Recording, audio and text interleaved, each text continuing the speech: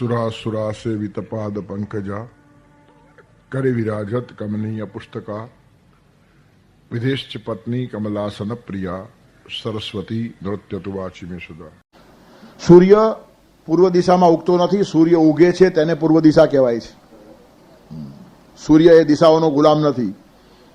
તેમ આ ટોચ પર પહોંચેલા માણસોની વાતો જુદી છે, પણ આપણે સામાન્ય કક્ષામાં જીવતા હોઈએ માણસો ત્યારે જુદી વ્યવસ્થા આપણે પોતે સ્વીકારવી પડે છે, અને તેથી આપણે સોગંદ પ્રતિજ્ઞાઓ જે બધી લઈએ છીએ તે વ્યવસ્થાને માટે છે. નહીં તો પ્રતિજ્ઞા એ અધુરાશ છે, એ અવિશ્વાસનું પરિણામ છે. માણસને બાંધવાની વાત છે ને, બાંધવો ક્યારે પડે? પોતાની મેળે સીધો ચાલતો ન હોય તેને બાંધવો પડે, પણ જે પોતાની ચાલતો હોય સીધો તો. પશુને પાછળ ભરવાડ જોઈએ, જેનું કારણ તેના વગર સીધો નહીં ચાલે.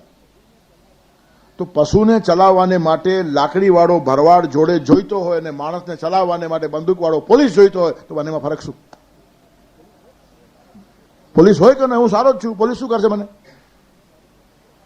મને મારી નૈતિકતા માટે આગ્રહ નહીં. પોલીસ પકડે નહીં તો બધા જ ખરાબ કામ કરવા હું છૂટ છું. એટલે સારા રહેવાની મારી પોતાની તૈયારી નથી. જેમ પોલીસ છે, ભરવાડ છે, તેમજ સોગંદ છે, પ્રતિજ્ઞા છે, આપણને બાંધનારા જુદા જુદા તત્વો છે. એના નામ તમે ગમે તે પાડો, અને એની જરૂર છે, કારણ કે ધીરે ધીરે સ્ટેપ બાય સ્ટેપ જ માણસને આગળ લઈ જઈ શકાય. રાખડી બાંધે તો જે બેન પ્રત્યે મારી નજર પવિત્ર, ન બાંધે તો હું વિકૃત થવા તૈયાર છું. તેથી રાખડી પણ એક નાનકડું બાનું છે, માણસને સારો બનાવવાનો એક પ્રયત્ન છે. એક બેન રાખડી બાંધે એમાં બધો જ આવી ગયો સમાવેશ. એ બેન કહે છે કે સ્ત્રી જાત તરફ તારી જોવાની નજર બેનની થવી જોઈએ. ચાંદો કરે ને કપાળે, એ ત્રીજી આંખ ખોલી આપે છે. ત્રિલોચન બનાવી દે પોતાના ભાઈને. હા, કામદેવે પ્રહાર કર્યો, ત્રીજી આંખ ખોલી, કામ બળી ગયો, તું પણ ત્રિલોચન થા, કામનો ગુલામ થા નહીં, એમ પોતાના ભાઈને કહે છે. એટલે પહેલા ચાંદો કરે ને પછી રાખડી બાંધે. પણ એ પણ સોગંદ અને પ્રતિજ્ઞા જેવું જ છે. રાખડી બાંધે કે ના બાંધે, નજર પવિત્ર જ હોવી જોઈએ, પણ એટલી બધાની પવિત્ર હોતી નથી. તેથી રાખડી જેવો એક ભાવુક પ્રસંગ ઉભો કરીને માણસને બદલવાનો ઋષિઓએ કરેલો પ્રામાણિક પ્રયત્ન છે. તેની જોડે વિરોધ નથી. રક્ષાબંધને ઉજવવું જ જોઈએ. એનું કારણ બધા જ માણસો પાસે તમે કંઈ વશિષ્ઠની અપેક્ષા ન રાખો. એક એક માણસ કંઈ આકાશમાં જ ઉડતો હોય આટલો માન થતો નથી. તેથી જેને સમાજ ઘડતર કરવું છે ને તે ધીરે ધીરે બધા પ્રયોગ કરે, અને તેમાંનો એક પ્રયોગ છે આ કે સ્ત્રી તરફ જોવાની પવિત્ર નજર આવી જોઈએ. માતૃવત પરદારેશુ પરદ્રવ્યેશુ રોષ્ટવત આત્મવત સર્વભૂતેશુ યપશ્યતિ સપશ્યતિ. પરસ્ત્રી માત હું માનું, પરાયું દ્રવ્ય માટી હો, પ્રભુ નાનકડું ઘર મારું, સદા તારું જ મંદિર હો. ઘર મંદિર ક્યારે થાય? પરસ્ત્રીને માં સમજવાની હિંમત હોય અને પારકા પૈસાને માટી સમજવાની હિંમત હોય તો તમારું ઘર મંદિર થઈ જાય. પણ નજર વિકૃત છે અને મન લાલચું છે તો મંદિર થાય ક્યાંથી? પારકી સ્ત્રી જોઈ નથી કે આંખમાં સાપ ફરવા લાગે છે, અને પારકો પૈસો જોયો નથી કે પચાવી પાડવાનું મન થાય છે. તો પારકા પૈસા પ્રત્યે અને પરસ્ત્રી પ્રત્યે જેનું મન અને નજર બગડેલી હોય તેનું ઘર કોઈ કાળે સ્વર્ગ ન થાય. તેથી સ્વર્ગ બનાવવાના કેટલાક રસ્તાઓ છે. પરસ્ત્રી માત હું માનું, પરાયું દ્રવ્ય માટી હો, પ્રભુ નાનકડું ઘર મારું, સદા તારું જ મંદિર હો. ત્યારે કહેવાનો દફતર શું છે? આ સોગંદ, પ્રતિજ્ઞા, રાખડી, સપ્તપદી, આ બધું શું છે? માણસને માણસ બનાવવાની ચાલતી રહેલી પ્રક્રિયા છે. એની સાથે કોઈ વિરોધ નથી. સંસ્કૃતિ આમ જ નિર્માણ થાય ધીરે ધીરે, પણ એમાં અધુરાશ છે, અલ્પવિરામ છે, એના કરતાં ઉપર જવાનું છે. રાખડી બાંધે કે ના બાંધે, કોઈ પણ સ્ત્રી તરફ મારી નજર પવિત્ર જ છે. શા માટે આંખમાં વિકાર લાવવાનો? પરમાત્માનું સર્જન છે. કોઈ પણ વસ્તુ સારી અને સુંદર જોયા પછી આનંદ થાય. તેમ સારી સ્ત્રી દેખાય તો આનંદ થાય, પણ વિકાર શા માટે થાય? આનંદ થવાનો કંઈ ના નથી. ગુલાબનું ફૂલ જોયા પછી ગમે જ, પણ કોઈના બગીચામાંથી ચોરી કરીને તોડવાનું કોણે કીધેલું છે? તેથી વૃત્તિ અંદરની જે તે સાફ થવી જોઈએ, બહુ મહત્વની વાત છે. અને ભક્તિ ત્યાં કામ કરે છે. આજે ભક્તિ પણ બાહ્યાચાર થયો છે. ભક્તિ અંદર બદલવી જોઈએ. માળાના મણકા તું ગણતો, પણ સાચી સેવાને અવગણતો. મળતો જો મનનો મેલ નથી, તું ફોગટ જન્મ ગુમાવે છે. કેટલી માળાઓ ફરી, ફાયદો શું છે? અંદર કશું ફરતું જ નથી, બહાર માળા જ ફર્યા કરે છે. તેથી બહાર માળા ફરે છે ને અંદરનું મન ફરવું જોઈએ. ભક્તિ ત્યાં અસર કરે. મય્યેવ મન આદસ્વ મયી બુદ્ધિમ નિવેશય. ભક્તિ સમજાવી છે, ગીતામાં વાંચજે. મનડું પ્રભુના ચરણમાં તું રાખજે. ભગવાનના ચરણમાં મન જાય ને તો મન વિકૃત થાય જ નહીં. તેથી પરમાત્માના ચરણે મન જાય ત્યારે ભક્તિ શરૂ થાય. ત્યાં સુધી બધી ઉપાસના છે. ઉપાસના ભક્તિ નિર્માણ થવાને માટે કરવાની છે. ઉપાસના બી ખરાબ નથી. ઉપાસના એટલે ઉપાસન, પાસે બેસવું, ભગવાનની પાસે બેસો. દીવો કરો, અગરબત્તી કરો, ધૂપ કરો, પુષ્પો લાવો, સુગંધી વાતાવરણ બનાવો, પ્રકાશ લાવો, મંદ બંધ બધું સરસ. શા માટે નથી? મન જરા પ્રફુલ્લિત થાય, જલ્દી ભગવાનના ચરણે જાય. પણ એ જાય ત્યારે જ ભક્તિ થાય, ત્યાં સુધી ના થાય. ઘણી વાર શાસ્ત્રીય સંગીતના તમે જલસામાં જાઓ તો શરૂઆતમાં એ લોકો સુર મિલાવટ કરે. પેલો સુર આપે ને પેલો તબલાવાળો ઠેકો મેળવી લે ને વાયોલિન વાળો પોતાનો તાર મેળવી લે ને એમાં 10-15 મિનિટ જાય. એટલામાં તમે ઊભા થઈ જાઓ, ચાલો તારે હું જાઉં, બહુ મજા આવી, બહુ ફાઇન સંગીત. અરે પણ શરૂ જ ક્યાં થયું છે હજી?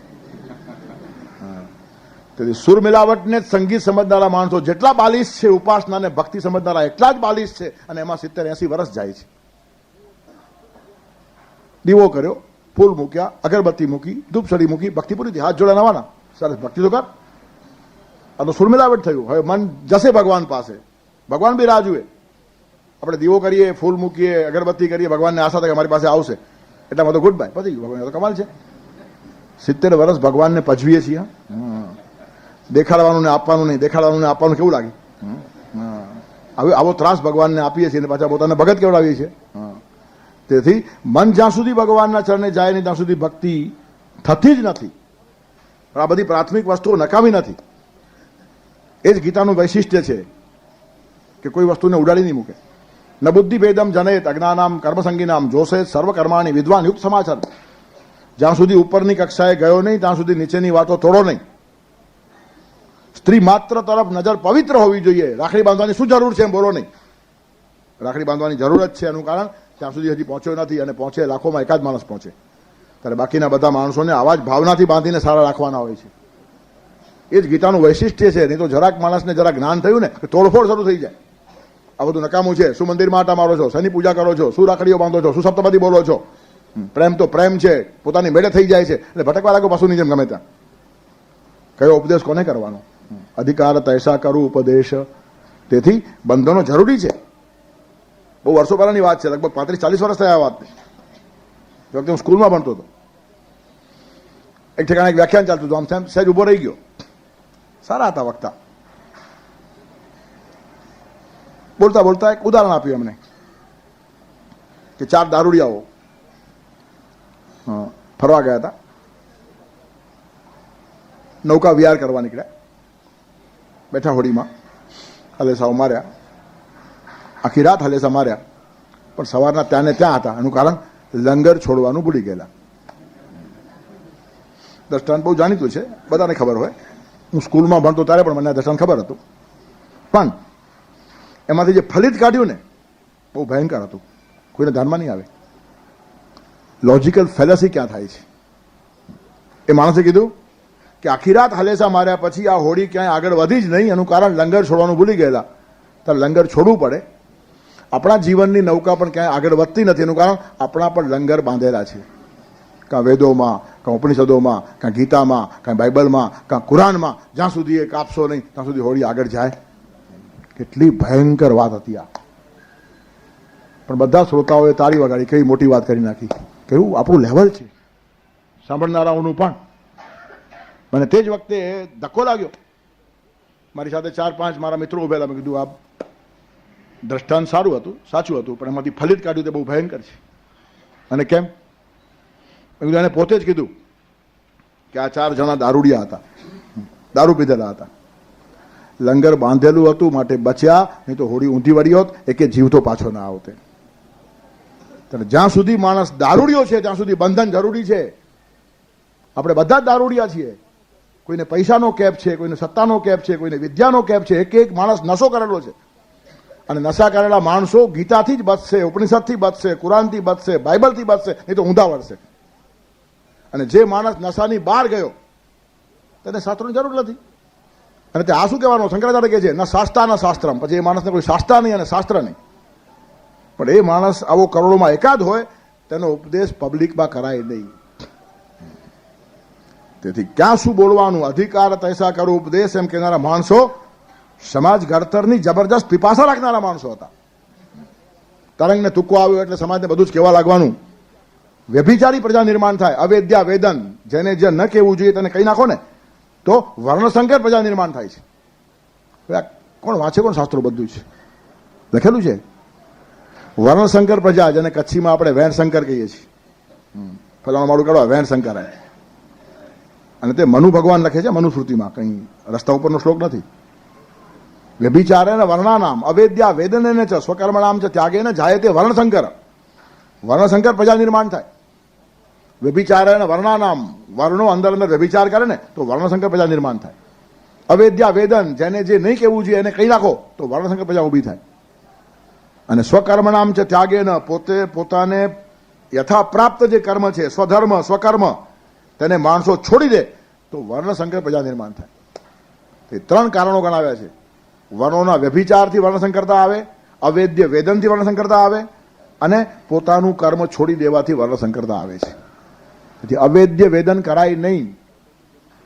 કુરાનની જરૂર નહીં, બાઇબલની જરૂર નહીં, ગીતાની જરૂર નહીં, બધાને ખબર છે. પણ એ કક્ષા પર પહોંચ્યા પછી પોથી પઢી જગમુવા પંડિત હુવા, અને કોઈ એમ કબીરજી પણ કહે છે કે નવી વાત નથી આ, ગ્રંથ ગરબડ કરી, વાત નવો કરી ખરી, એમ નરસિંહ મહેતા પણ કહે છે. પણ એ કક્ષાએ પહોંચ્યા પછી ચોથા ધોરણમાં નાપાસ થઈને ન બોલાયા. ચોથા ધોરણ નાપાસ થયો, ભણવું નથી કેમ? નરસિંહ મહેતા કહ્યું છે ગ્રંથ ગરબડ કરી, વાત નવો કરી ખરી. ગ્રંથોમાં શું પડ્યું છે? ગ્રંથોમાં કંઈ પડ્યું હોય કે ન પડ્યું, પણ તું પડી જવાનું એ વાત નક્કી છે. તેથી ગ્રંથો ઉડાવવાના ક્યારે એ કક્ષા આવે, અને તે કક્ષા માત્ર એની જ આવે. સમાજને ઉડાવવાનું કે જ નહીં, પાછું સમાજને તો કે જ નહીં, વાંચ, અભ્યાસ કર. એ જ ગીતાનું વૈશિષ્ટ્ય છે. ગીતા જે ચિરંતન ગ્રંથ છે ને વૈશ્વિક ગ્રંથ એટલા માટે છે કે ટોચની વાતો કરતા આવડે, છતાં સમાજને જાળવતા પણ આવડે છે. ન બુદ્ધિભેદમ જનયેત, સામાન્ય માણસોમાં બુદ્ધિભેદ નિર્માણ કરો નહીં. સામો, રાજગરો, સિંગદાણા, બટેકા, એને 11 જોડે નાવા નીચોવાનો સંબંધ નથી. રાજગરો શું કરે 11 ને? સામો શું કરે? પણ છતાં રાજગર અને સામો ખાઈને જે માણસ 11 કરતા હશે એની ભાવનાને ધક્કો મારો નહીં. એ બાને એને ખબર તો પડે 11 છે તો સમજવાનો પ્રયત્ન પણ આવતીકાલે કરશે. તેથી એકાદશીની ભાવના એના મગજમાંથી કાઢી નાખો નહીં. એકાદશી વ્રત, એકાદશી તન મન પાવન કરનારું વ્રત એકાદશી. તન મનને પાવન કરનારું વ્રત છે. એ સમજશે. જો રાજગરો ખાતો હશે તો ખબર પડશે કે 11 છે, નહીં તો 11 જ ગુમ થઈ જશે. તેથી રાજગરા અને સામાને 11 જોડે કાંઈ લાગતું પડતું નથી. ખબર હોય તો પણ સમાજમાં એવું પ્રીચિંગ કરવાનું નહીં. એનું કારણ દરેકની કક્ષા છે. બાળ મંદિરમાં વિદ્યાર્થી હોય, પ્રાઇમરી સ્કૂલમાં હોય, હાઈસ્કૂલમાં હોય, કોલેજમાં હોય, પીએચડી કરતો હોય, બધાની કક્ષા અલગ છે. શું તું આમ કરે છે એમ કહેવાય છોકરાને? એની કક્ષા આવશે ત્યારે એ પણ ત્યાં જ પહોંચવાનો છે. આજે કોઈને બેવકૂફ કહો નહીં. એનું કારણ ગઈકાલે આપણે બેવકૂફ હતા અને આવતીકાલે એ પણ ડાયો થવાનો છે. ત્યારે આજે જે માણસ બેવકૂફ લાગે છે તે આવતીકાલે ડાયો થવાનો છે. અને આજે કદાચ થોડાક ડાયા આપણે થયા હશું તો ગઈકાલે બેવકૂફ હતા એ ભૂલો નહીં. એનું કારણ ધીરે ધીરે જ કક્ષાથી માણસ આગળ વધે છે.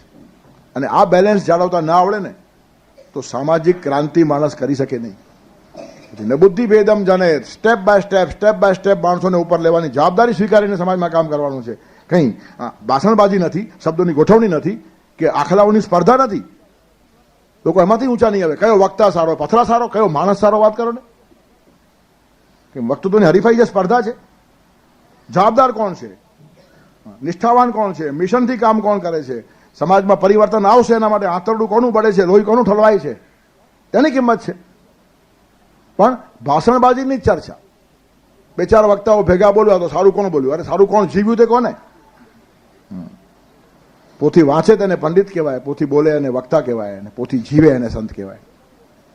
બોલનાર તો ઘણા હોય. એક્ટરો બહુ સારું બોલે છે. કોઈ પણ વક્તા કરતા એક્ટર સારું બોલશે. એ બોલવાના કરોડ રૂપિયા લે છે. એક ફિલ્મમાં કામ કરવાના 300-400 કરોડ લેનારા માણસ તમે શું પુરસ્કાર લેવાના હતા? છતાં એકે એક્ટરને તમે પૂજ્ય કહો છો. શા માટે? તેવી રીતનો કોઈ વક્તા પણ ખાલી સારું બોલતો હશે તો એની પાછળ પૂજ્ય લગાવવાનું કારણ શું છે? પણ વ્યાસપીઠનો એક પાવિત્ર છે. જરા બોલવા લાગ્યો આપણે એને સંત કહીએ, ચરણ સ્પર્શ કરીએ એટલે હવામાં ઉડે અને ગાંડો થાય. જેમ અરીસા પાછળ ગાંડો થાય તેમ આત્મશ્લાઘામાં માણસ ગાંડો થાય. તેથી પોતાની કક્ષા પોતાને ખબર હોવી જોઈએ જે વિકાસના માર્ગે જાય છે, અને બીજાને ઉતારી પાડવાનો પ્રયત્ન કોઈ દિવસ થવો નહીં. જેનું કારણ એ પણ ધીરે ધીરે આગળ જાય છે. તેથી 11 એ શું એ ખબર ગળી ગયા પછી પણ આડી અવડી 11 કરનાર માણસને પણ પ્રોત્સાહન આપો. આડો અવડો એકડો લખનારને પણ બહુ સરસ છે, બહુ ફાઇન છે, લાખ. એનું કારણ આવતીકાલે એ જ સારો એકડો લખવાનો છે. કોઈ પણ માણસ નવી એકાદ પંક્તિ કવિતાની લખે, હવે તું બેસ તારી 7 પેઢીઓ કોઈ લખ્યું છે એમ નાખો, સરસ છે પણ આ શબ્દ આમાં કે સારું લાગે એમ કરતા કરતા કવિ થઈ જાય. તેથી કોઈને પ્રોત્સાહન આપવું આ શિક્ષકનું કામ છે, આ સંતનું કામ છે, ને આ પરમાત્માનું કામ છે. ભગવાન કોઈને ઉતારી પાડતો નથી, સંતો કોઈને ઉતારી પાડતા નથી, ને શિક્ષક કોઈ વિદ્યાર્થીને ઉતારી પાડે નહીં, અને ઉતારી પાડે તો શિક્ષક કહેવાય નહીં. બેસ દુકાને બેસ, જા, તારી 7 પેઢીમાં કોઈ ભણ્યું છે, તું ખાલી પડ્યો છે. ભગવાને મોકલેલા એક પુષ્પને ચીમડી નાખવાનું પાપ થઈ ગયું. તેથી મા બાપે પણ પોતાના સંતાનોને પ્રોત્સાહિત કરવાના, શિક્ષકોએ વિદ્યાર્થીઓને પ્રોત્સાહિત કરવાના, સંતોએ પણ સમાજને પ્રોત્સાહિત કરવાનો કે જે કામ ભગવાન પોતે કરે છે મયા અવ્યક્ત મૂર્તિના, છુપો રહીને ભગવાન આ જ કામ કરે છે, પ્રત્યેક ઠેકાણે અણુ પરમાણુમાં વ્યાપ્ત છે. સર્વેત્ર સુખિનઃ સંતુ સર્વે સંતુ નિરામયા સર્વે ભદ્રાણિ પશ્યન્તુ મા કશ્ચિત દુઃખમ.